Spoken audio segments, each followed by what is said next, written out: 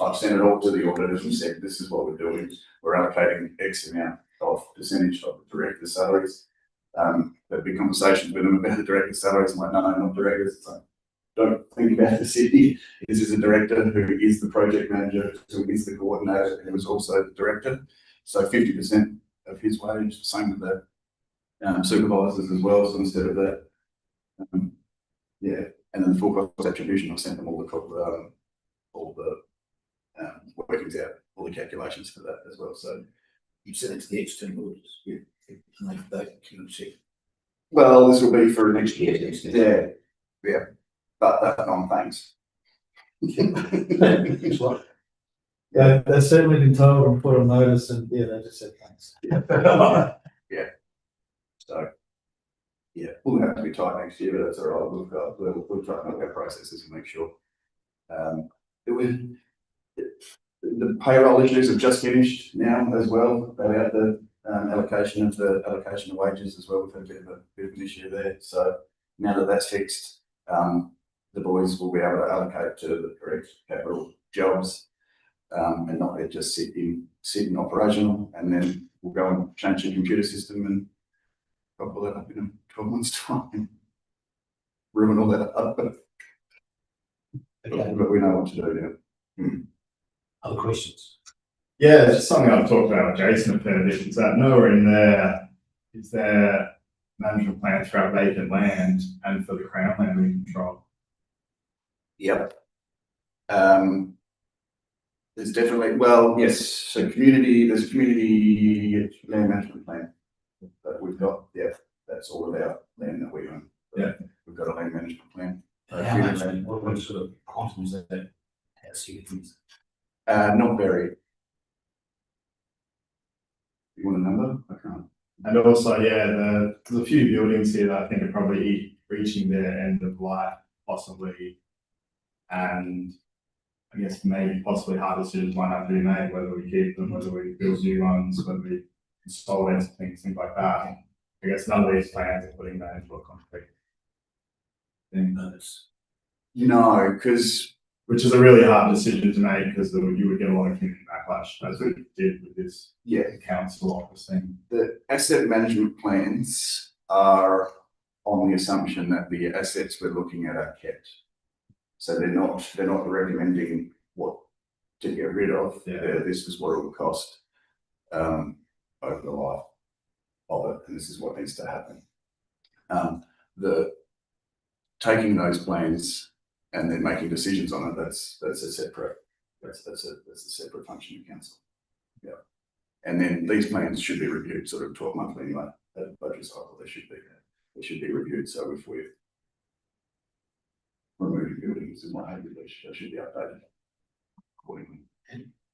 Okay, so next question. Yeah, I'm happy with that. I've talked about that with Jason. Yeah, no, sure. Yeah, and I'm working on it. Yeah, I'm working on your report. Yeah. So obviously there is significant capital expenditure in roads. Yeah. I will add the depreciation is big, yes. Right. So we're doing, and if you can see with our methodology of what we're doing with, it's called skinny reshedding. So it's, about, we've got 50 mil we're going to top up, right?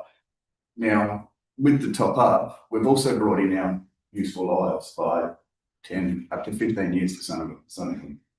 So the increase in depreciation is huge, and it's only an issue if we can't fund it. We've proven this year in the next budget that we can fund it, which means it's giving us an extra $1 million to spend on capital. So it's almost a double-edged sword. So yeah, if we couldn't fund it, that is an issue. Absolutely. But we've managed to. A lot of grants. Well, yeah, grants and rates. The rates, you'll see our annual business plan. We're sort of budgeting for 5%, just a touch over CPI for rates. We've got an extra $1 million. So whilst this year we've done 90% roads, we've now got, I think the next one we've got 70% roads, which means now we're still doing more roads and spending more money on roads than we ever have. But we're also doing buildings. We're also doing CWMS. We're also doing stormwater. We've got a little bit of plant which hasn't been done. So yeah, it's depreciation kicks in the face, but actually does give you bonus.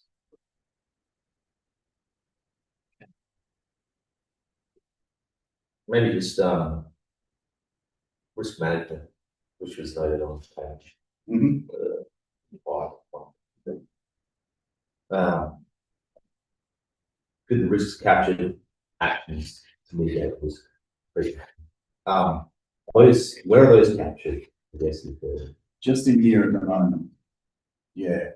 Right. Yeah, So- it's yeah, will they move to it? yeah, definitely, it's online.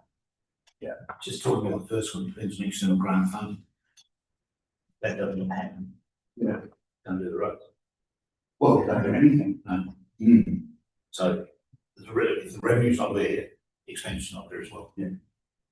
That's really your answer, isn't Yeah, we can't, we can't do anything, there's 50% about, It's that's just goes to yeah, that's right. everything at once, like not sustainable. Yeah, No grants. with no grants, it's, it? I quite like some of the treatments even do shovel ready projects, so got the grant, do work.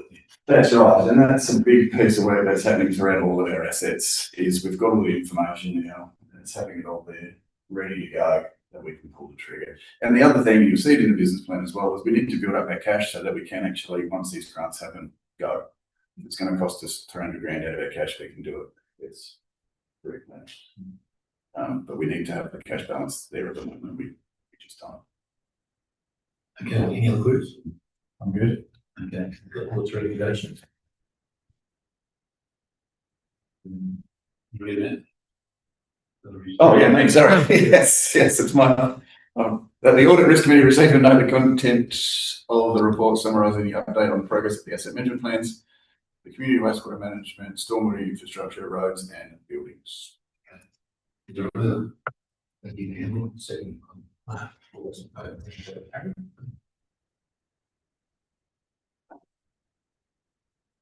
It's a long time coming.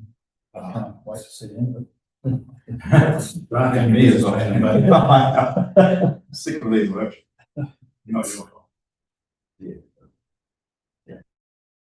Who's talking on 5.5? Yep, I can do this report. Thanks, Ross. Certainly happy for Jason to contact to help with any issue of this as we go through. So this is the draft annual business plan and budget, which is presented to the Audit Risk Committee today for review in accordance with the advisory role under Section 126 of the Local Government Act. The committee is asked to assess the plan against the assumptions underpinning it. It's consistent with Council's strategic management plans. Its adequacy and maintaining financial sustainability before recommending it to Council for release for public consultation. Alongside our draft fees and charges, which is what we usually do. Just a summary, the draft budget reflects a 5% increase in rate revenue, which Jason touched on just before. That's been informed by a revised CPI figure, so we look at the March figure, which is 4.6. And it's projecting a modest operating deficit of 62,000 at this stage. Cash increase of 339,000 and capital works of 4.2 million. With a strong emphasis as usual on road renewal and infrastructure investment. But yeah, as Jason also mentioned, there's all categories that have been looked at. Yes, the budget's been developed through extensive engagement with the executive team and elected members across several workshops. Does align with the strategic management plan and the updated asset management plans, which we just spoke about. And obviously we hope to put it out for 21-day public consultation period. And then at the 15th of July meeting, we're hoping that we will consider any other assumptions and hopefully adopt the vote. Question of you. Why would you sell to that? February 25, the disclosure report. It's About us. no, it's this one's general, and it gives it's almost like a checklist. It's quite useful. It's all about practice and certain local governance South Australia, so it covers everyone. I think it's worth going. I've been through it again, and it's also comes through. And it's almost like it gives you a checklist of satisfying your scopes, which satisfies quite a few applicants as well.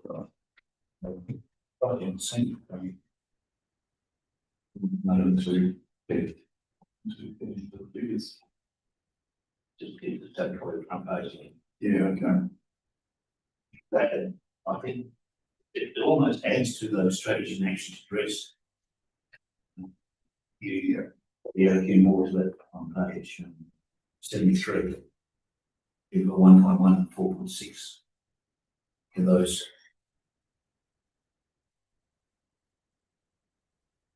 Main effectively, you comply with those, and really, they can go and satisfy those, which is an important issue. Yeah.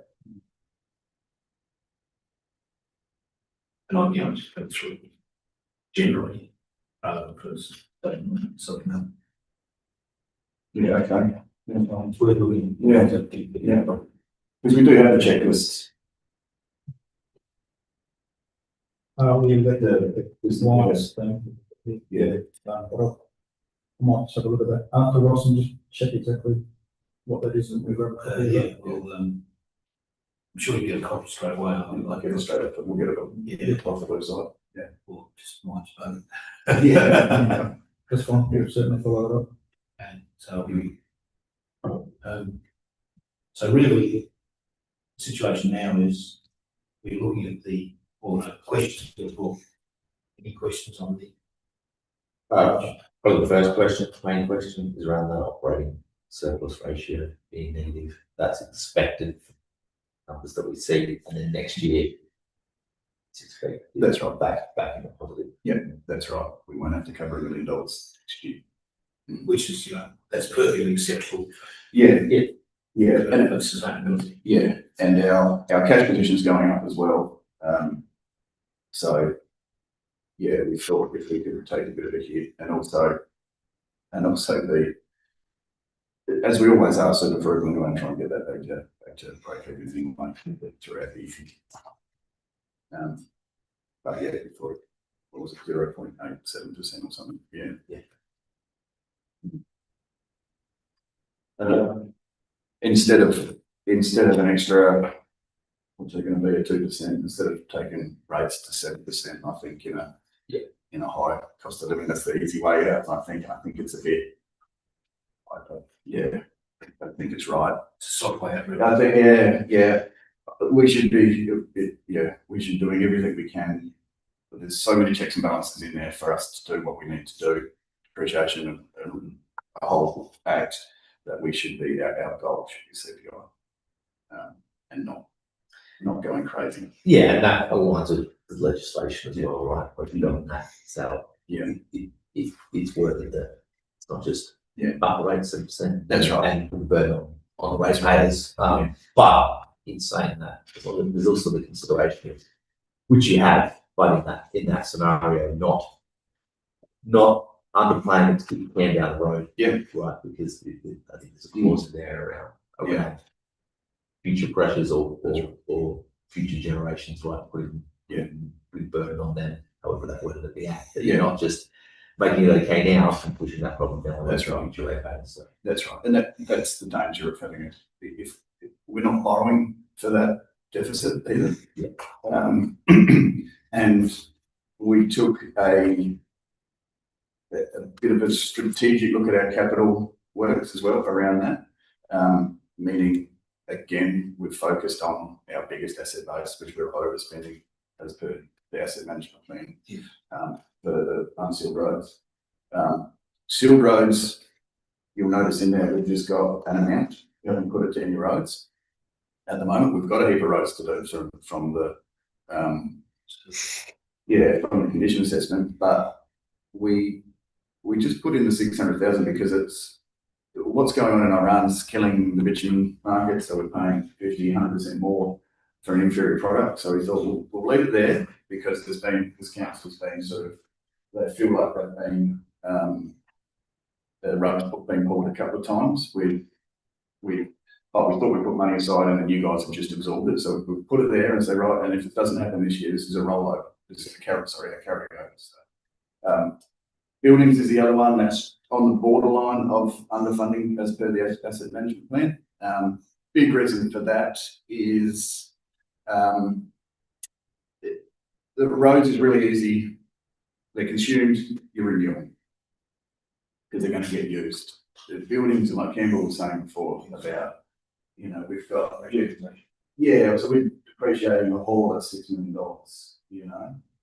Would we rebuild a $6 million hall as a replace it? No, we're not saying we'd replace it, but would we replace 6 million? So we've taken, I don't want to say liberties, but it's been quite thought about what to underfund and what not to. Plant's the other one that's a bit underfunded at the moment, but that's, we needed the asset management plan to tell us what to do. And we've got that now, so that now our forward planning for plant can begin, we can start to do that plan for this year, to the next year. So how detailed is your 10-year plan, long-term financial plan? It will be Something now. very detailed. I've started that as well. Yeah. We've been talking about that for a while. We want to get all the asset management plans completely finished so that we can put that into. So we're not comparing the annual business plan budget to long-term financial plan yet. Not really. No. But in the next couple of months, Yes, but next meeting, but that's the key. it'll be close. Yeah, we should be able to bring you a draft for the next one. Yeah, it'll be, because we need to get this. We'll get this one adopted, and then we'll go and we'll run away and plug in our assumptions and plug in all the asset management plans, and then we'll. So it's, yeah. I've started the write up and the assumptions and all of that anyway, so we should be. So once we get this last buildings one, that's the last one away one. Yeah. Yes. Well, that's obviously, we need that. And you know, you haven't done much, you haven't really, you put in the annual business plan up, you haven't got the full details of the 10-year. So some slightly looked at the recommendation. What we've reviewed it, annual business plan budget. So if it's something, yes. It's consistent with strategic management and yes. Now the fair plans, so we're not talking about the consistency with the long-term financial plan today. No. Yeah. No, it's just normally that's next time. So here we're doing, putting up the annual business plan budget. We're not comparing it. But that's next time. Yeah, that's what I want. It's important we have that. Yeah. Yeah. And I think we should make that comment in there about the read and look at that report or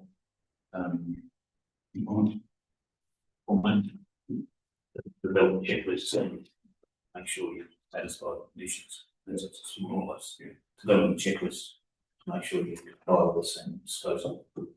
It's also something that needs to be in our new business plan as well. It just goes a report in response to it. Oh, yeah. Yeah, Which is yeah, that's right. Which when you brought that up, I don't think we put that in. So, yeah. Any questions, Judy? Is there any? Yeah, no, on buildings, you're right about why we're doing it. The last couple of years, we haven't spent anything on capital projects or buildings. And this year, we're underfunding them. We're almost there, but there's still a bit there. Yeah. I understand why administration put this here as one, because elected members as a body have decided they'd rather spend a lot more money on roads. It's just the makeup of elected members at the moment. And two, Jason's got some pretty good ideas about how we can get some grant funding. We need the war chest to do 50-50 contributions for that. So I understand why they're doing that. But yeah, we have severely underfunded buildings in the last 3 or 4 years, which is going to catch up with soon. So I'd like to see it turn another way up. Like not neglect roads, but need to prioritize everything. Yeah. Okay, so if there are no more Yeah. questions, we would like someone with a good recommendation, which let's read it carefully, see around the contents, that's fine. Vice Council, the order is review the supplementary business plan budget as in terms of the assumptions, in terms of the assumption, yes, it's consistently with strategic management plans. Yes, subject to them being finished. And obviously plans in context of money transfer. We happy with that comment, isn't it, or the rest of it? Yeah, Yeah. I think it's covered sufficiently. Now, recommend to get a big release of public consultation. The releasing that, we really don't want to have too many significant changes after public consultation, which we would expect really would. Given the results of everyone's public consultations. Really good to see what happens next Wednesday, yeah. It's pretty similar. Yeah. Yeah. Oh, yeah, I haven't changed it at all, but it'll, yeah. And the second one about council fees and charge, that's not much to discuss there, is that right?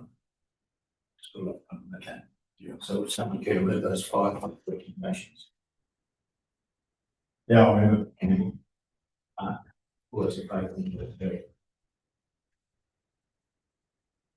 And 5.6 please, resolution. Thanks, Ross.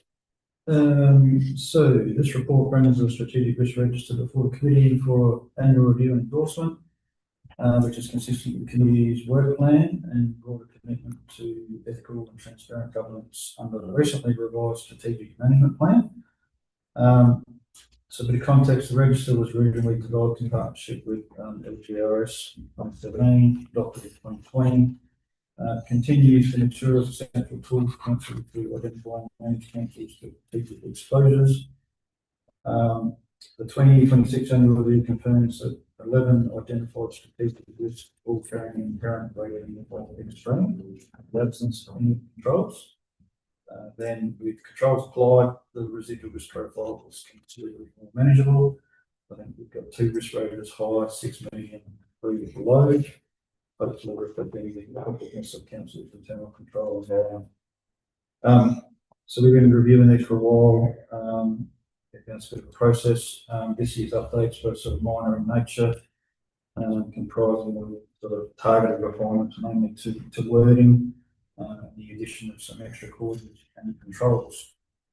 Report also just touches quickly on and to advise you guys that we're working, progressing with some of the outstanding resolutions relating to the risk maturity and risk appetite training. It's work in progress then. Yep. So I just had I guess just a further update. I had a statement meeting with Colleen Green at LGRS yesterday, sort of just understanding the whole process better. We can certainly look at doing the risk maturity work sooner and bring that to the next committee meeting, so we can address that and deal with that. The risk appetite stuff is it's a little bit more of a drawn out process. We did have some plans in place to sort of do it earlier, but yeah, we were busy, they were busy, but reviewing it all now, it'll involve several workshops involving the executive team going through the whole of the work.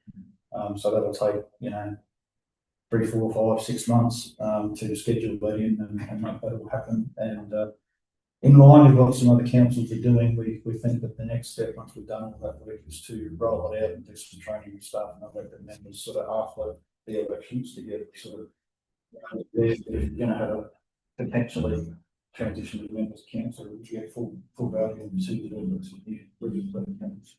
So that's obviously work in progress, but it's important stuff to get there, but I think you can take the time. Yeah. Questions? Or comments? Well, I mean, it's good to see what you're doing. I think the risk appetite one's sort of spoken about previously, but it's sort of there's more pressing issues in discussion. It's a good idea over the years. So yeah, but it's something that needs to be done. Just to it informs everything, right? Like risk appetite. Yeah. From the top. That's what I've already spoken about it twice. Yeah, rolls down to everything, every decision, every risk is like what is risk appetite for council. So that's positive, and doing it properly is good. Not just let's do the session and get it done, but it's going to take 6 months to get it all booked in done properly. It's going to take 6 months, which is good. And I think I don't know if it will be captured as part of the maturity uplift anyway, right? Any questions now? No, people are looking at changing it now. But looking at the strategic risk register again, sort of running through what's in there. probably question on that is around when we're doing the review of the effectiveness of controls. So if it's just an annual reviewing, right? If we with all of the risks in the strategic risk register are accepted, right? They're seeing controls seems effective. There's no additional mitigation captured. We're saying these are risks we've got. Here's our controls. The controls are effective. We accept the risk based on the controls. And do a review of the effectiveness of controls again next year. I would be interested to see a bit more of that breakout, considering that this is the strategic risk register, right? So I'm not talking about every operational risk, but for those strategic risks, the strategic risk register, there's quite a list of controls in there applied to each of the risks. And we're sort of looking at it going, yeah, effective. However, I'm not sure.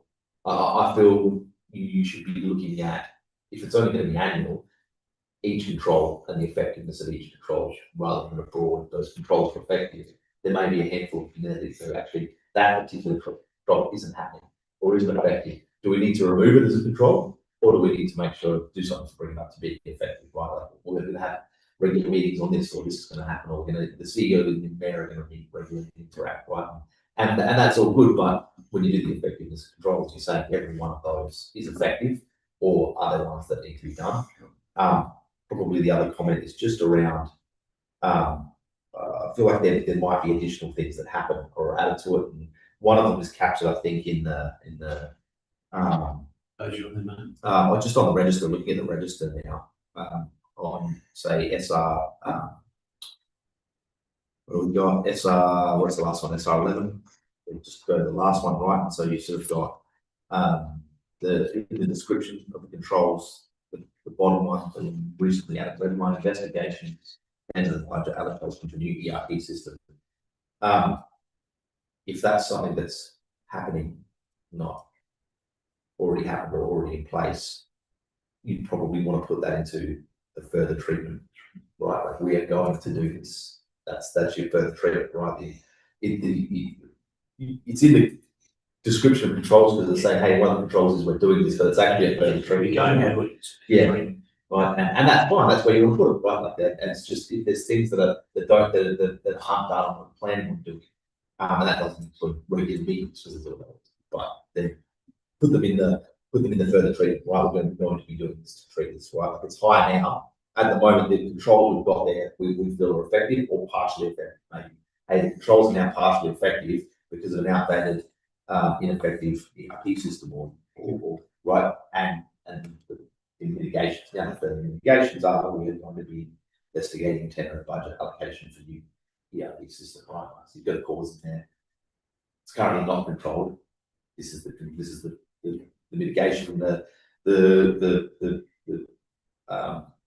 operating effectiveness might be partially effective because your risk tolerance. I guess the key for that as well is if your risk tolerance for that is low and your residual risk rating is high and you've got nothing in place, right? Then there's a mismatch between your risk tolerance and the residual risk rating, and we're doing nothing about it, right?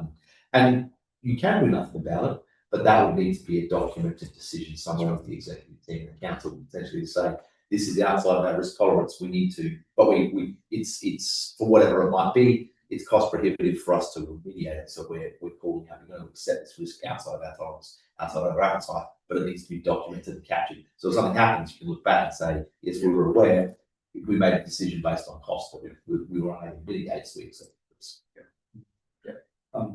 For my to just expand on that a bit, I think what we're about to embark on with the workshops with LGRS and the risk appetite stuff, they've also got a new risk management spreadsheet template tool, whatever you want to call it. Does delve in, like having a look yesterday in the scoping meeting, extra columns of information, looking at the risk appetite, risk tolerance, and all sort of other reporting bits and pieces. So from what I saw quickly yesterday, I think the new template, when we go through that, will hopefully this time next year have some extra things that we can bring back that might, hopefully show that better ways to report. It looked good when I saw quickly yesterday. Hopefully it's an improvement. And I guess the next evolution of risk management for us. Yeah, it'll be an interesting journey and a good process, obviously, because we've got some new staff to review registers in full detail again with some expert help. So, You will elect members, do you? sorry. Maybe you elect members by November. Hopefully someone goes up for next year. It's, I like broad questions, almost a bit like Mark's talking about. Basically, you've got two high risks after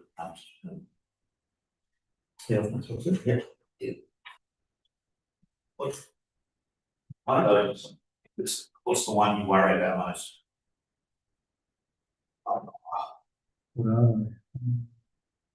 HR. Yeah, there's one around people and one around cyber. Yeah.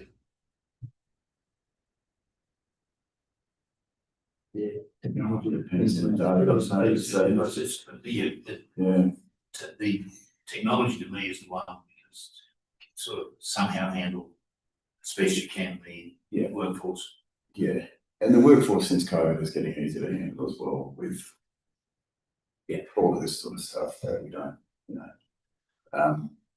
cyber's a real, I think that's a you rely so much on experts that it's pretty opaque. It's not like HR we can delve into and we can make the changes we know what we're doing. We can just go, hey, can you make sure people aren't hacking us? Yeah.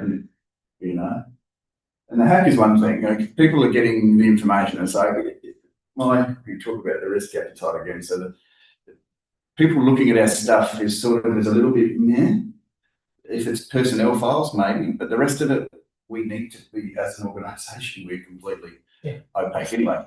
The biggest one that worries me, the one is the ransomware. So getting in, changing all the passwords and just going Locking everything, pays 15 Bitcoin and otherwise, that's the big one. The hack is sort of, is my biggest worry. Because we're now. Mark, you got a comment on that? Maybe you've got good knowledge of this, so. Oh, look, I mean, the controls you've got in there is all probably what the limit of what you can do within what's available, and working with the LGRS, right, like around the number 4, I think it was, the cybersecurity uplift program, right, provides an essential aid assessment, which I assume will come back as level 0, right? And it's from a council perspective, it's difficult to get any kind of maturity then, because essential aid is binary, right? You everything for pass, you've got that maturity, and there will always be a couple of things that's like, There always we don't have that. Therefore, you don't get the maturity level, right? 99% is still not 100%. So, but you got the right thoughts, the right concerns, right? Like it's exactly the way. I'm sure it's in our control, but it's the backup environment is the one that worries me as well. I don't know how good our backups are. I'm sure we're doing what we need to do, but if it's anything longer than a day or two, that's a lot of information. And our redundancy, I think, is to here. Is that right, Tony? Everything's redundant to our backups are all done on the same. They're not external, are they? So that's what I mean about the ransomware. So they can block us off and we are completely knackered. Whereas if we had a backup server in the cloud, and again, we're talking $100,000 here to fix this. If we're backing up to the cloud and then someone hacks, it's like, okay, good on you. Spin up a new one. Everyone's all right. We're not quite there, so that's the one that. Yes. I mean, there's options, solutions, on-site backup. Yeah, but the old fashioned tapes. Yeah, I mean, it's still done, but without getting into too much. Yeah, that's right. But you're right. If your backups are the same location, then they become redundant. Yep. In case of ransomware, right? So, that'll all come. There's more than that, right? I think we talk about. I agree with your concept. Cyber situations, big concern. Yeah. keeps you awake at night. That's right. Oh, we can look at your finances like, oh, good. Tell us, yeah, what do you want to know? I'll send it to you. Yeah, I'll send it to you. Another What do you word, want? public consultation. That's right. Put it on the dark web, put it on the web. But yeah, just, Any other comments? We have a recommendation, the audit risk committee received no content for the report, endorsed the strategic risk register review equivalent. Second one. And we'll carry it, thank you very much. Operational risk register. Ross, sorry.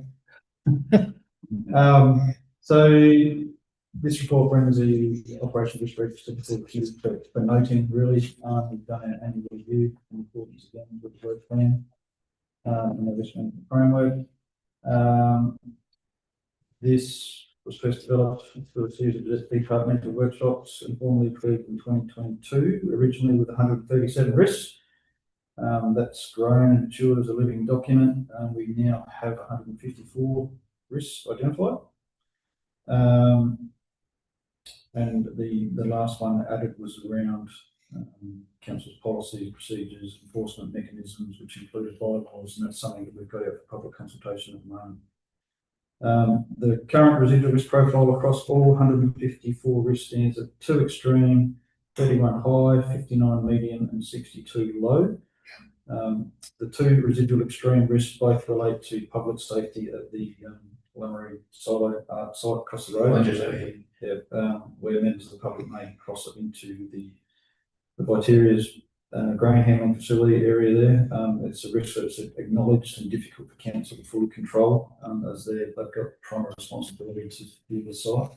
Yeah, so know that. Similar to the strategic risk register, this year's update to minor in nature, mainly targeted requirements again to avoid in the addition of extra clauses and controls as we sort of come across those.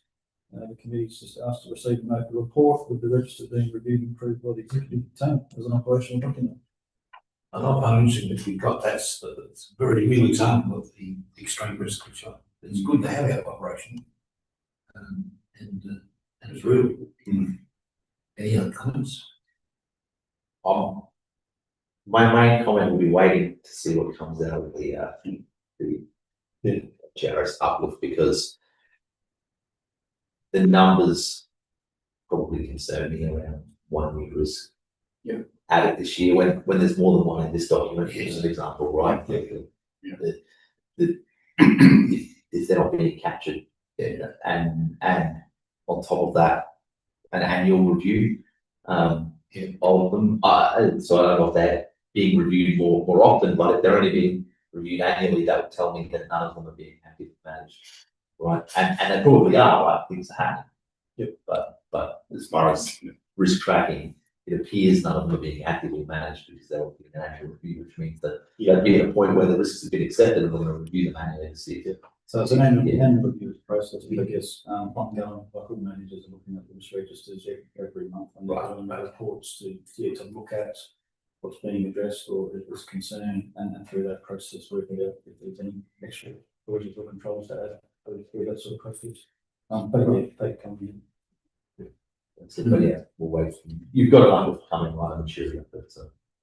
And No, the risks weren't listed there. So Yeah. okay, yeah. Yeah. Operational document, we don't share that one. that's fair enough. 155, wasn't it? If you want to read it. No. We go to Right now, if you want, so. we know that's been reviewed. So it just gets down to more details. it's difficult for you to get close to the operational risk as well. Yeah. And that's why I find it interesting, just the silos, but that's it, we know about that. No, all good. Okay, is there a mover? Yeah. Someone call that, or there is there. It wasn't,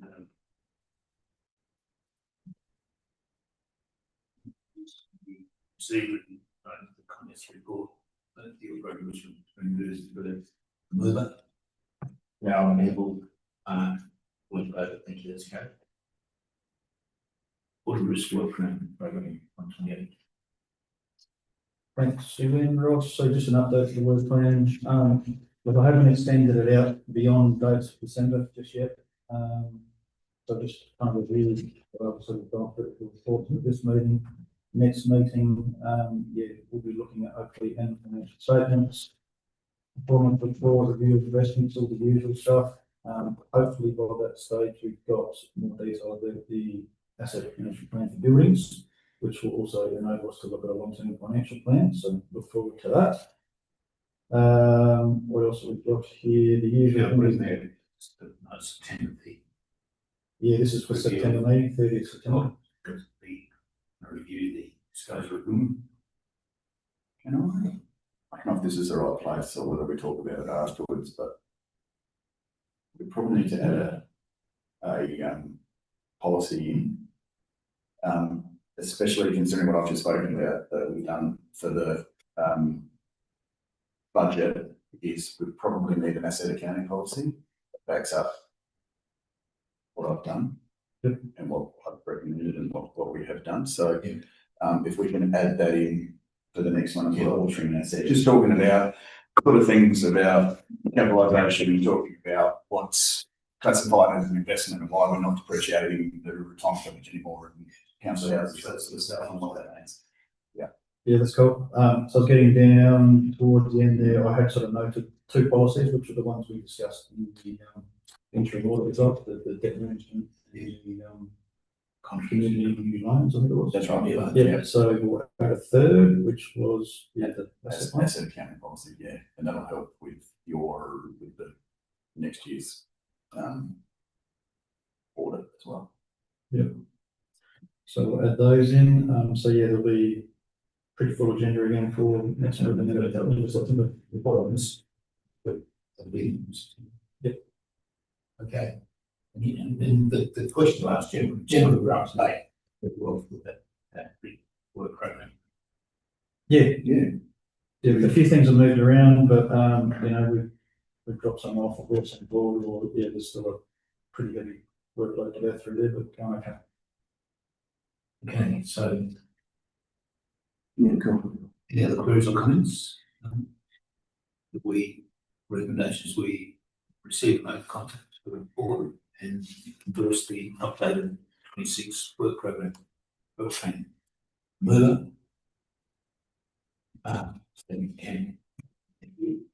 Right. You and emerging risks. Usually Jason, you talk to them. Yeah, after going through them all here and I don't really have any. That's what you're saying. Yeah, so I don't, there's only so much I can say people and fuel and money and that sort of stuff and funding and You all were of talking that. about AI, you talked about Middle East, Yeah, diesel. yeah, well, that's right, that was the last one. I don't think It's an update to keep the risk really updated. Yeah. I think one, it's probably not a risk, it's probably more of an improvement opportunity for us, is we're too insular. So what's happening is as far as we're concerned, we're doing what we should be doing, right? But no one knows that. And then, so if there's a little thing that goes wrong and it's due to happen next week, it's getting a lot of blowback, but it can get quite heated about what's going on, whether it moderates, what's happening with all that sort of stuff. So we're quite insular. Now, we do what we need to do, public consultation, but I feel like there's a reputational risk going on that's on us, even though we're improving systems, improving processes, improving budgets, and improving how we do everything. It's still a reputational risk out there that it's not actually communicated, and there's not enough going out. That's what's happening. We're doing council meetings all that, but no one really cares. So I don't know if it's a strategic risk, but it's just something that's sort of happening more and more. It's actually almost community consultation. Yeah. Basically, that hasn't worked for 68 councils very well. Yeah. But there are some ways you can fix it. Yeah. We'll talk about ways here. I live in Adelaide City Council, and in North Adelaide, there's group of 100 people, the North Adelaide Society, which is really about protecting the environment and protecting old buildings and that sort of stuff. Yeah. You'll be careful what you want, because they'll give you Yeah. you'll get that in spades every time, but they'll talk what they want to talk about, so. Yeah, it's being on the front foot of what's going on. At the moment, we put up things, we can put things on Facebook about what's going on. We're never on the front foot of this is what's going on, this is next week. Here we are, this is what's going on. We're completely reacting to social media, and we just sort of bend over and let people talk. It's interesting. It's not, we're not, if we were a for-profit, we would be doing it because it's all about getting business. It's all about having people like you. At the moment, we just don't. We know we're doing the right deal with it. Like I said, it's just a funny little one, but it's just more and more. I'm getting more and more. It's all this community consultation, or how can you be more successful in getting good input from the community? Yeah. And one way is to, for instance, just here, your little Pinaroo group, your little Lamaroo group, whatever, but you'll be careful with that, Yeah. But basically, Isn't it that's you have a group. Yeah. Together, your Lamaroo or your Pinaroo, whatever it is. Yeah. Your little group got some comments to make on the work plan and budget. Yeah, which they, So it's you already, when you put it out public consultation, you probably won't get good results. No. 3 people reply or whatever. Most things you don't get any response at all, unless it's something controversial and you get a whole lot of negative. And you like to get that independent, good, positive thinking, so that's a good idea. It will change the plan because of consultation. It never really happens. if we had some extra money, like marketing is what I'm talking about. Yeah. We're not marketing at all. If we were a company, we wouldn't be marketing what we're doing and how good we're doing it. You're lucky. Look how lucky you are. You've got us. We don't do any of it, and it's just been the last sort of couple of months, end of last year as well. Assume what you're talking about is roads, like people are unhappy with the roads, so we're going to complain about it when the road's getting done next week. Whereas And they're always that information's out there in the budget and all that stuff, it's just they haven't bothered to look up that, or it's not reaching. people wearing my road cap, so and that's absolutely known, and that's why it's getting done on this day. Yeah. Instead of we're not doing. Don't know. It's just something that just keeps sort of coming up, and when there's loud, the risk is when there's loud groups, it makes it reduces the effectiveness of decision making because you're making decisions in the chamber on the run because 2 people are yelling. Yeah. It's not for the greater good. So I don't know if it is one, but it's just something that I wanted to put out there if I had to say something. And the only possible solution. Yeah, it's marketing. It's just So you marketing. mean just put out newsletters? Well, it doesn't even have to be newsletters. It's the old document, don't create. So this is what's happening. This is what's happening. This is what we're doing. Done this. It's just about adding it in the processes, adding it into the procedures. South Valley August proposal. Yeah. Here we are next week. Such and such is away, whatever. Okay, so. What would you like to say in minutes about? I don't know. I've just noticed something and then yeah. It's really for.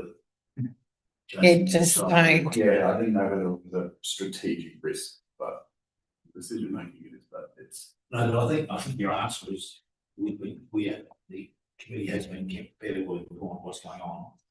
And if we could put AIs, we're reasonably aware of that. Yeah, it's something new that's happening. And obviously, the roads thing I think is newish. Just you are concerned about individuals commenting on roads when just it's self-interested. Comments are right, and we want people. People often ask, "What do you want us to do?" So like, just report when your road's bad. They think there's not an inspection. If you report something, then it'll be out there. Yeah. Someone will be out there inspecting it, but Okay, So leave it at that. Yeah. Other business, any other business? I've got another risk too, so sorry. Go for it. No, Go for it. Yeah, so what I'm noticing recently is that we're getting pretty well rated by contractors kind of things, and it'd be great to be able to bring things a bit more in-house. But we can't employ out of district staff without housing. So this is something I'm trying to push in the chamber. So we're struggling, you can only employ local people. Like, it's great employing local people, we've got some great people here, but sometimes we don't have that skill set locally. And like the childcare we're struggling at the moment to get the employment people or whatever, we can't employ them to that many houses. So I think that's a real risk for us. So is it? Yeah, it's definitely. Because like that strategic plan for building sort of back on the procurement plan and going on forever. If we had someone in house that can take on that role, We won't be able to, the revaluations will be done. Yeah. We've done estimate. Yeah. I think having to rely on contractors really. Sure. It's just an issue where you are, isn't it? It is, but I think we could mitigate that risk by making smart decisions. Okay. Any others? Okay, thank you for that. Any other business, no, other business, next meeting was. Yeah, just maybe one thing through Go ahead. you, Ross. I don't need an answer right now, but I wasn't sure if it was worthwhile just mentioning that they've got one more meeting in September. But then technically, independent members, your terms expire in November. Just probably just need to give that some thought and what processes we've put in place to work with that. So, lots of councils are actually putting out expression. There is interest for independent members. The broad comment on that is a number of councils nowadays are making sure that the independent members don't retire at the same time as the elections, just because it's. We had this chat, and said, And we have to. you want to do some continuity. Yeah. So you might bear that in mind. Yeah. Maybe 1 year or something. Yeah. You decide that. Yeah. Because It's, it will be a disaster if everyone's gone. it's a balance between the independent members, the elected members, Mm. but like as in independent, internal. Yeah. We're the same time, right? Yeah. Just, and regardless of Yeah. elected members as well, so, yeah. How does it stagger between the independent members and then not carrying? And I must say, there's a number of councils that are very involved with and involved now are changing that. Yeah. So it's just a 1 year add on, whatever it is. Probably did so. Yeah. Can you do it in the middle? No, then you can do it on 4 years time. Yeah. Yeah. So you almost need 1 and 3. You know, so you keep away from the 2 and the 4 to council elections or mid-con. What's your term? Well, Is it 4 years? Or is it whatever we want it to be? Well, it's whatever, it's Yeah. whatever, Yeah. it can be 1, it can be 2, it can be 3. Yeah. yeah, so I'm really saying you just should move away from Yeah. November regardless. Yeah. But you might keep that on I agree. within in short term time you might raise that issue. Yeah. That'll be a council issue. Sorry, That'll be a council issue. I'm trying to remember. I have to read the terms of reference again to see exactly what that said. But yeah, so if you give us a report on what the situation going to be Definitely. for the independent members and I've been ruled for And also, How are you going to vote on that? That'll be a conflict of interest. no, tell us. yeah, that's right. FYI. Yeah. Yeah, good stuff. Yeah, we just sort of just mentioned what's coming up. That's all. Yeah. We can work through that. So you give us some FYI on that, next meeting. Next meeting is September 30th of September, 30. 11 AM as usual, and next one is probably at Penrith. Oh.